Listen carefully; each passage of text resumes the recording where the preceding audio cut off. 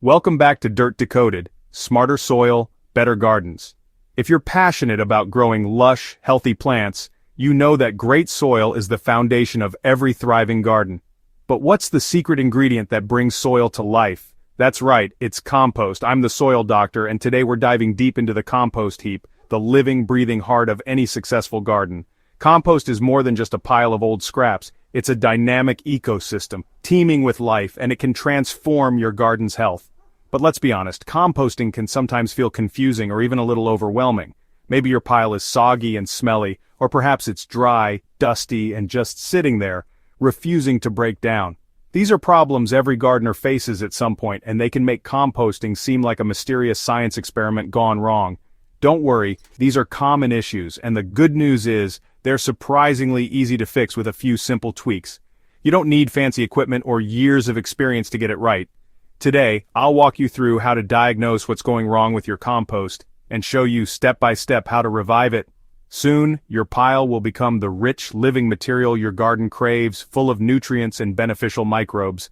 Let's get your compost pile breathing again, turning kitchen scraps and yard waste into pure garden gold, fuel for your plants and a true source of pride for any gardener.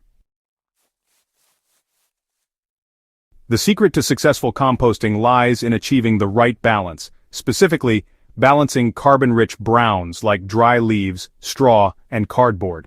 These materials provide the energy that composting microbes need to break down organic matter. Browns are dry, fibrous, and help create air pockets in your pile, which is essential for good airflow and preventing unpleasant odors. On the other hand, nitrogen-rich greens, such as kitchen scraps, coffee grounds, and fresh grass clippings, supply the protein and moisture that fuel microbial growth and speed up decomposition. Greens are typically moist and soft, helping to keep your compost pile active and lively. If you add too many browns, your compost pile will sit cold and decompose very slowly, sometimes taking months to show any progress. The pile may look dry and lifeless, with little to no heat being generated, but if you overload it with greens, the pile can become overly wet, compacted, and start to smell unpleasant like rotten eggs or ammonia. This is a sign that there isn't enough airflow and the balance is off. To keep things running smoothly, aim for a ratio of 2 to 3 parts browns for every 1 part green by volume. This ratio provides the ideal environment for composting microbes to thrive and do their work efficiently. If your compost pile ever gets soggy or starts to smell, simply add more browns like dry leaves or shredded cardboard to soak up excess moisture and restore balance. If it's looking dry and isn't breaking down, add more greens and a splash of water to boost microbial activity and keep the process moving. Remember, composting is a dynamic process. Adjust as you go, mix the pile regularly, observe the texture and smell, and tweak the mix as needed. Finding harmony between browns and greens is key. When you get the balance right, your compost pile will stay active, heat up nicely, and remain odor-free, producing rich, earthy compost in just a few months. Mastering the mix of browns and greens is the foundation of great composting. Get it right, and you're already halfway to creating perfect, nutrient-rich compost for your garden.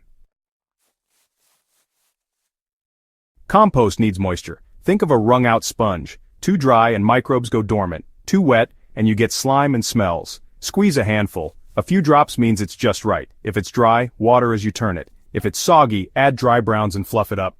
Good moisture keeps microbes happy and decomposition humming. Remember, water and air go hand in hand. Keep it damp, not drenched, and your compost will thrive. Oxygen is vital. Compost microbes need to breathe. Turning your pile weekly injects air, breaks up clumps, and keeps decomposition fast and clean. A compacted pile suffocates microbes, causing bad smells and slow breakdown. For quick compost, turn often. For slower results, turn every few weeks. Add bulky materials like wood chips if it's dense. The more air you give, the better your compost. Let your pile breathe, and it will reward you. When it comes to composting, size really does matter. A compost pile needs enough mass to heat up properly and break down organic material efficiently. The heat generated by a well-sized pile is crucial for speeding up decomposition and killing off weed seeds and pathogens. If your pile is too small, it simply won't be able to retain enough warmth, and the process will slow to a crawl. For best results, aim for at least 1 meter cubed, about 3 feet in every direction, when building a freestanding heap. This size is ideal for maintaining the internal temperature needed for active composting, and it's manageable for most home gardeners. If your pile is too small, it stays cold and breaks down very slowly. On the other hand, if it's too big, it can become compacted, making it hard for air to circulate and causing the pile to go anaerobic, which leads to unpleasant smells and poor compost.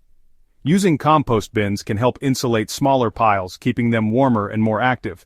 Building your pile in layers, alternating green and brown materials, also helps maintain airflow and moisture, both of which are essential for healthy composting. If you have a lot of material to compost, it's better to make several medium-sized piles rather than one giant heap. This way, each pile can be managed more easily, turned regularly, and kept at the right size for efficient decomposition. The right pile size creates a warm, efficient compost engine for your garden, turning kitchen scraps and yard waste into rich, fertile soil much faster and with less effort. Compost slows in winter, but you can help it along. Add extra greens for a nitrogen boost and turn the pile before cold snaps. Insulate with straw, cardboard, or a tarp to trap heat. Even in the cold, a little care keeps decomposition ticking. When spring arrives, your pile will be ready to roar back to life. Don't let winter stop your composting progress. A little effort now means rich compost sooner. Your compost pile is a living system, not just a waste heap. Small tweaks, more browns, a splash of water, a quick turn, can revive a sluggish pile. Soon, you'll have dark, crumbly compost to feed your garden. If this helped, like and subscribe for more soil-smart tips from Decoded. I'm the Soil Doctor, thanks for watching and happy composting.